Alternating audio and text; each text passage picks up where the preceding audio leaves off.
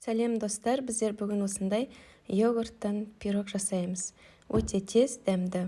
Менің каналыма тіркеліп, лайк басып кетуді ұмытпаңыздар.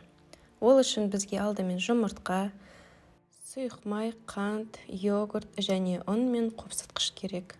Ең алдымен 4 жұмыртқамызға қантты қосып, миксердің көмегімен араластырамыз ақ көбік болғанға дейін.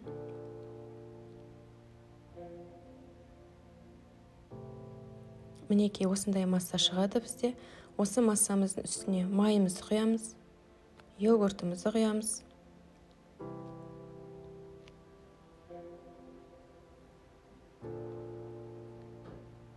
Және ұн мен қопсытқышты бір-біріне қосып араластырып, массамызға қасықтап салып тұрып миксерлейміз. Бәрін бірден салуға болмайды. Мінекей бәрін қостық, осындай қою масса шығады. Бұны біз 24 диаметрлі формаға құйдым. Ал егер сіздер бұдан да кіші формада жасайтын болсаңыздар, 18-21 деген сияқты, онда массаны екіге бөлу керек. 180 градуста 40 минут пісіріп аламыз. Мінекей біздің пирогымыз дайын.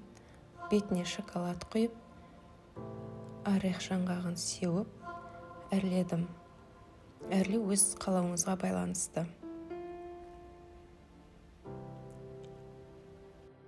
Менің каналыма тіркеліп, лайк басып, комментарий қалдыруды ұмытпаңыздар. Өте дәмді, өте жұмсақ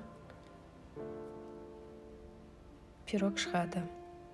Жасап көріңіздер. Сіздермен болған Ақмарал.